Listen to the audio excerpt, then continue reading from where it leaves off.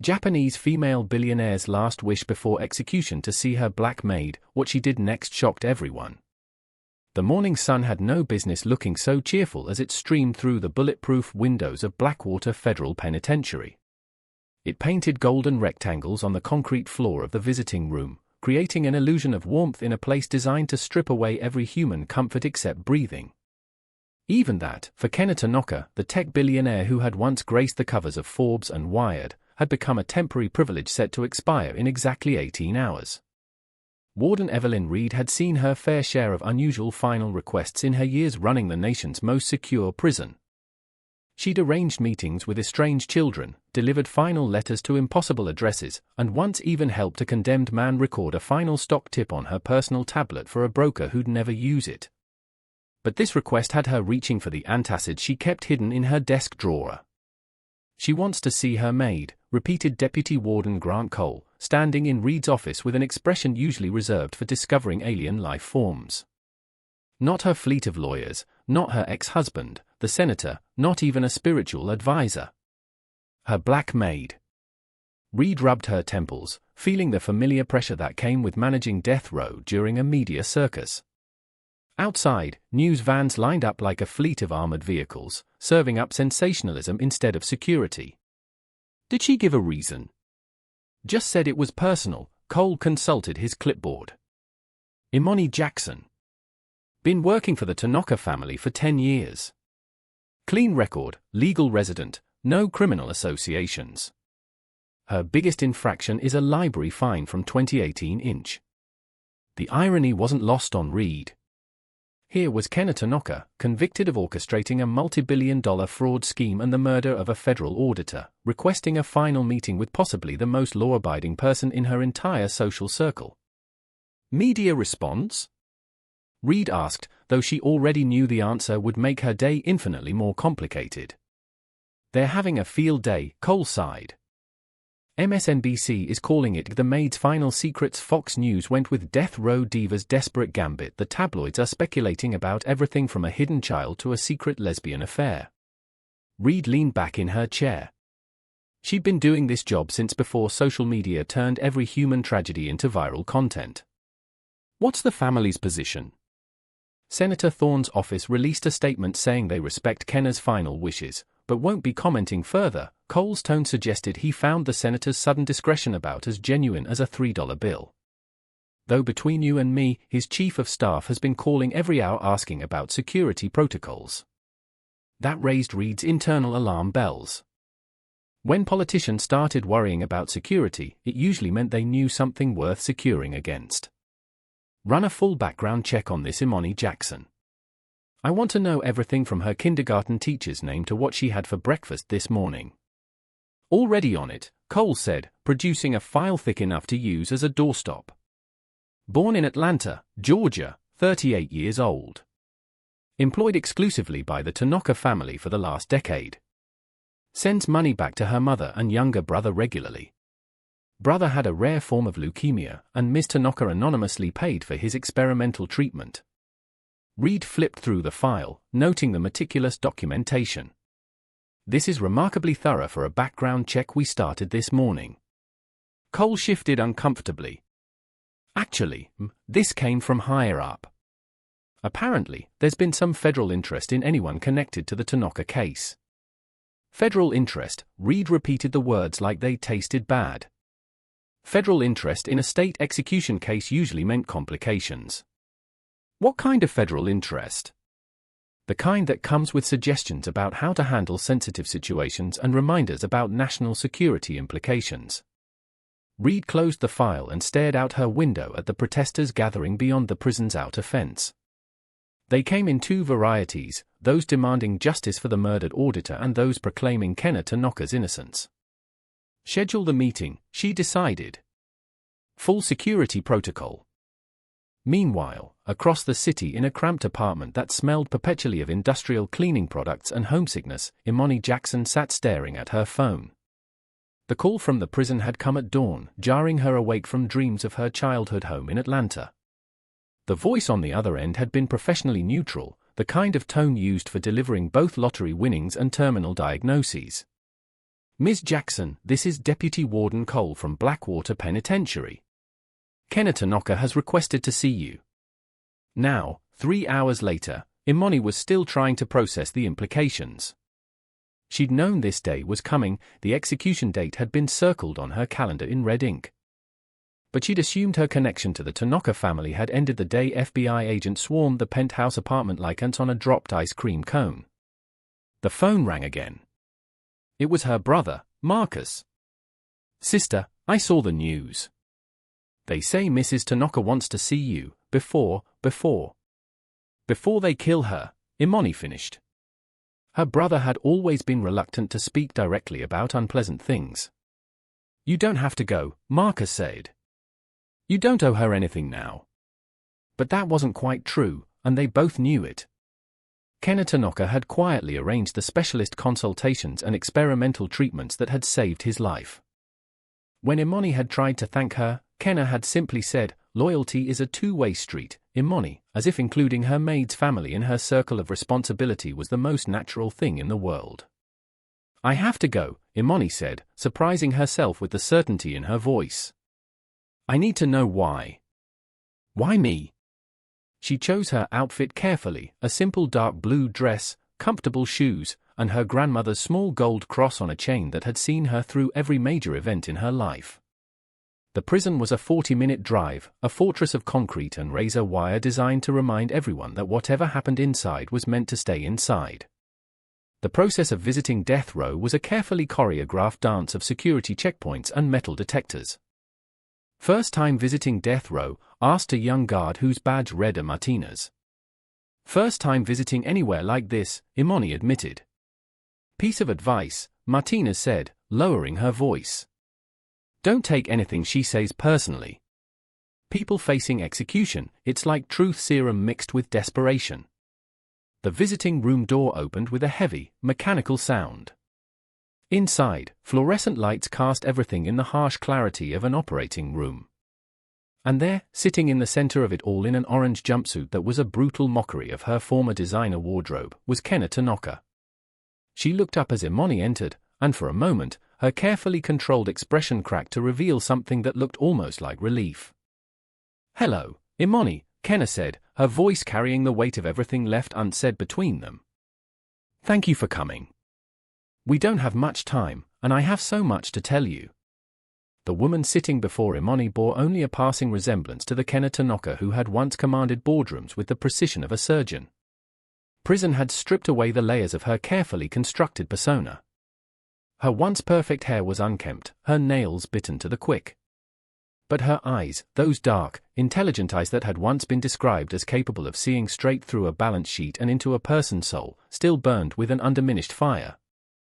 Mrs. Tanaka? Please, Kenna interrupted, her voice weary. Call me Kenna. After tomorrow, it won't matter what anyone calls me. Imani settled into the metal chair across from her. Why did you ask for me? Kenna leaned forward, her shackles clinking against the metal table. Because you're the only person left who might believe me when I tell you that I didn't kill David Chen. The words hung in the air between them. Imani had expected many things from this meeting, apologies, final requests, perhaps even a confession, but not this flat declaration of innocence. The evidence, Imani began, was manufactured with the precision of a Swiss watch and the moral flexibility of my ex-husband, Kenna finished. Every bank record, every email, every piece of so-called proof was crafted by people who understand that the best lies are built on a foundation of truth. Imani studied Kenna's face, searching for the tells she'd learned over a decade. This was different. This was the expression of someone who had run out of calculations and had nothing left to lose except the truth. Tell me, Imani said simply. The money from the Global Children's Fund wasn't stolen, it was redirected. There's a network, politicians, judges, businessmen, who have been using charitable foundations as personal ATMs for years. They siphon off funds through shell companies and fake contractors. I found it by accident while reviewing our annual reports. I saw irregularities, payments to firms that didn't exist. So you went to the police. I went to my husband. The bitterness in Kenna's voice was sharp enough to cut glass. Marcus was a senator, after all. I thought he'd want to expose corruption. Instead, he told me I was being paranoid and suggested I focus on planning galas. But you didn't stop investigating. I couldn't. Kenna's voice dropped to a whisper. David Chen, our foundation's auditor, had started asking the same questions. He was a good man, fresh out of business school and too honest for his own good. He arranged a meeting with me, said he'd found the smoking gun.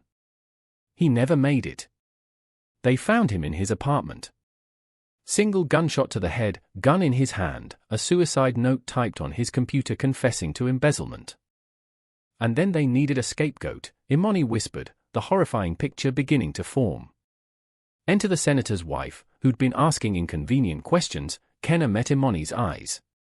The evidence against me was fabricated by people with access to law enforcement databases and financial records. Bank accounts opened in my name, emails sent from my computer while I was in public with witnesses. All manufactured. Why didn't you expose this at the trial? I tried. My lawyers filed motion after motion. Every single one was denied by a judge who, it turns out, sits on the board of 3 of the other charities in the network. Every avenue that might have exposed the real conspiracy was shut down. 5 more minutes, a guard announced. Kenna's composure finally cracked. Imani, they didn't just frame me. They've been looting charities for years. Money for cancer research, disaster relief, all financing political campaigns and lake houses. She reached into her shoe with a movement so subtle the guards didn't notice, palming something small and passing it to Imani under the table. It was a folded piece of paper, warm from her skin. There's a safety deposit box, Kenna whispered, her voice so low Imani had to lean in. Everything is there. Financial records, audio recordings, photographs. Enough evidence to bring down half the political establishment in this state. Why are you giving this to me? Because you're invisible to them, Kenna said, her words a recognition of a harsh reality. You're the help. You're not on their radar as a threat. They've trained themselves not to really see people like you. Time, the guard announced, moving to escort Kenna from the room. As they pulled her away, Kenna called out one last thing. Imani. The fake bank statements they used against me and Marcus was careless. They're being delivered to the penthouse, hidden in your old cleaning supply closet with the mail. His arrogance might be his downfall. Remember what I always told you about cleaning? Sometimes you have to make a mess before you can make things truly clean. Walking out of the prison, the small piece of paper in Imani's pocket seemed to burn against her leg. 24 hours ago, she'd been a maid. Now she was the keeper of a secret that could get her killed, with less than 17 hours to figure out how to use it. Her phone buzzed. An unknown number. We know you visited her. We know what she told you. Be smart about what you do next. The paranoia was no longer a feeling, it was a fact. The Tanaka penthouse sat atop a skyscraper in Oracle Heights, a monument to the kind of wealth that treated city blocks like personal property. Imani parked her car across the street, her heart hammering. Her phone buzzed again. Still sitting outside the house won't make the evidence disappear. But it might make you disappear. They were tracking her in real time. A black SUV with tinted windows cruised past the building, then parked 3 houses down with a clear view of the entrance and her car. Time to get creative. 30 minutes later, Imani emerged from a uniform supply store wearing a generic grey cleaner's uniform, complete with an apron and a wig that hid her natural hair. She was no longer Imani Jackson, former maid to a condemned billionaire. She was just another invisible service worker. She parked 6 blocks away and walked back, carrying a bucket of cleaning supplies. The key to the service entrance was still under the third planter on the terrace, exactly where Kenna had always kept it. She slipped inside. The penthouse was silent, a museum of a life that was about to be extinguished. Her old cleaning supply closet was off the utility room. It was where she'd sorted mail and kept supplies. If Senator Thorne had hidden evidence here, it was because he'd calculated that no one important would ever look in the help's closet. The bank statements were there, mixed in with old invoices. The amounts were staggering. But as Imani looked closer, she saw it: the signatures were subtly wrong, the addresses slightly off. It was evidence not just of guilt, but of sloppiness. Her phone buzzed again, freezing the blood in her veins. "We know you're in the house. You have 2 minutes to leave before we come in." Footsteps on the front porch told her she was too late. The front door opened. Male voices, professional and cold. "The senator wants this handled quietly. No witnesses, no evidence, no problems." They were a clean-up crew. Imani grabbed the statements, stuffed them in her bucket, and slipped out through the utility room into the garage. She lifted the door just enough to slide under and ran down the back alley. The first shot cracked past her head, sending concrete dust exploding from the wall beside her. She dropped, rolling behind a dumpster as more shots echoed through the alley. Her bucket of evidence had scattered in the middle of the street. Leaving it meant Kenna would die. Going for it meant she probably would. She broke from cover, sprinting and zigzagging as bullets whizzed past her head. Her hand closed around the bucket handle, and she was running again. An engine roared behind her, the black SUV. It accelerated, aiming to run her down like roadkill. She dove between two parked cars as the SUV scraped past, its mirror shattering. The driver was already reversing for another pass. Her phone rang. Unknown number. What did she have to lose? "Ms. Jackson?" The voice was calm, female, and completely unfamiliar. "My name is Agent Maya Lin, FBI. I'm parked at the end of the block, and I suggest you run toward my car very quickly." Imani looked up to see a dark sedan, its driver's door open. It could be a trap, but the SUV was accelerating toward her again. A possible trap seemed preferable to certain death. She ran with everything she had left, the bucket of evidence clutched against her chest. "Get in," Agent Lin commanded. Imani dove into the passenger seat just as Lin floored the accelerator, sending them racing through the city streets. "Who are you?" Imani gasped. "Someone who's been waiting a long time for Kenna Tanaka to make contact with the outside world," Lin replied, taking a corner fast enough to make the tires scream. "And someone who's very interested in whatever evidence you just risked your life to steal from that house." In the rearview mirror, the black SUV fell behind, unwilling to engage a federal agent in a high-speed chase. She had escaped, barely, but her problems were just beginning. 14 hours and 38 minutes until Kenna's execution, and the real battle was about to begin. Agent Maya Lin drove to a 24-hour diner on the outskirts of the city, choosing a booth in the back corner with clear sightlines to all entrances. "Let's start with what you know about federal interest in charitable foundation fraud," Lin said, spreading photos across the table. They were the faces of young accountants and auditors. David Chen wasn't the first, Lin explained. "Over the past 3 years, we've had 7 suspicious deaths of financial professionals who were auditing foundations connected to Senator Thorne.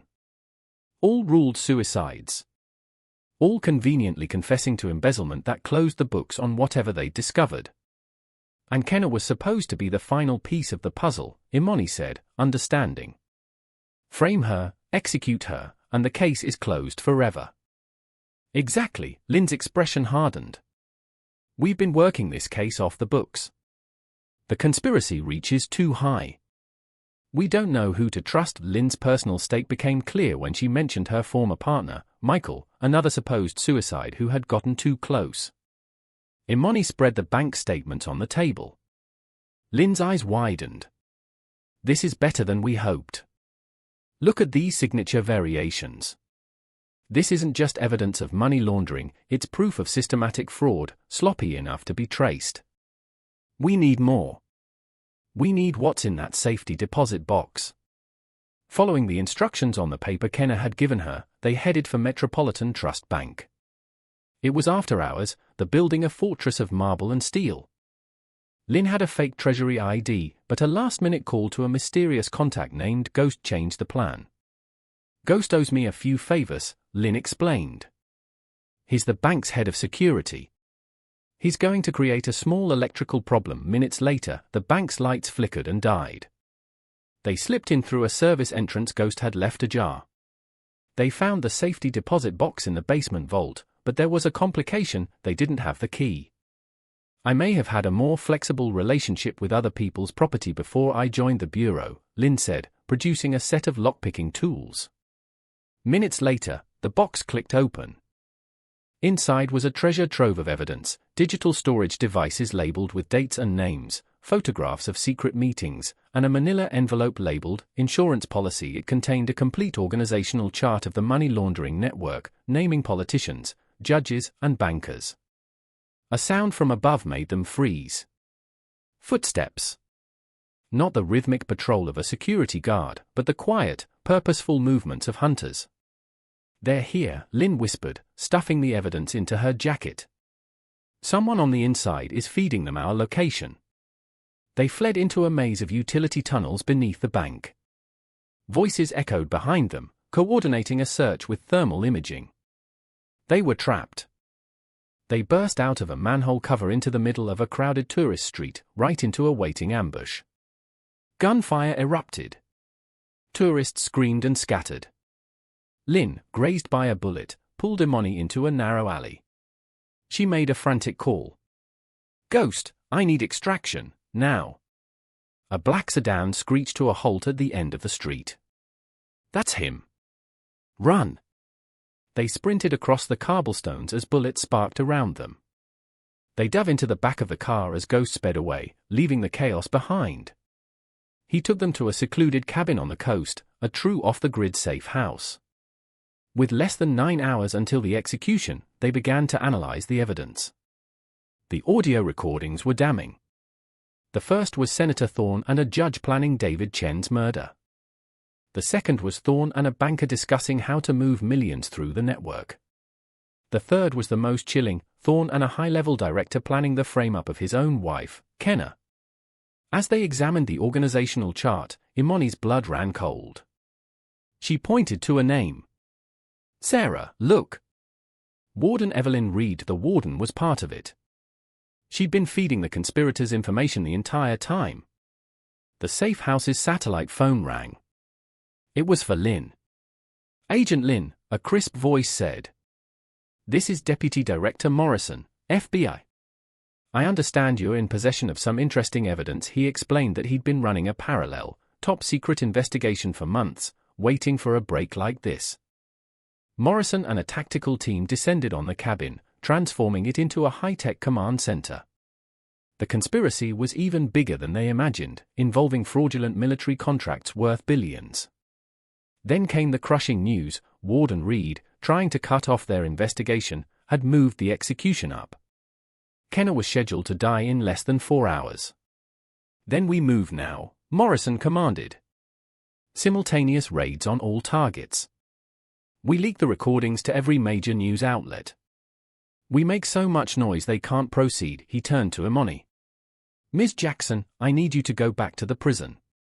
This time, with U.S. Marshals and every news camera in the state. I want you to hand Kenna Tanaka a presidential commutation of her sentence." The convoy of federal vehicles descended on Blackwater Penitentiary like an invading army. Warden Reed met them in the lobby, her face a mask of false confidence that crumbled as Marshal Crawford served her with a warrant for her arrest. In the final moments before the scheduled execution, in a room packed with officials and cameras, Imani stepped forward. She saw the flicker of hope ignite in Kenna's eyes, a hope she thought had been extinguished forever. "It's over, Kenna," Imani said, her voice clear and strong. "We got them. All of them." As the sun rose, Kenna Tanaka walked out of prison a free woman.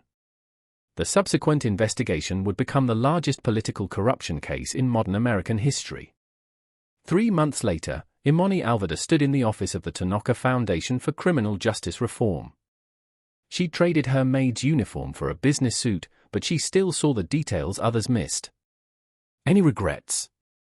Kenna asked, looking over a grant application to investigate another suspicious death of a whistleblower. Imani looked out the window at the city. "No regrets," she said. "But I have one question." "What's that?" "When do we start on the next one? Because if I learned anything, it's that powerful people who think they're above the law usually aren't as smart as they think they are." Kenna's laughter filled the office, the sound of a woman who was alive when she expected to be dead, knowing that sometimes justice prevails. Outside, another conspiracy was probably brewing, but now they had something to worry about they'd never considered before, a former maid who had learned that the most invisible people often see everything.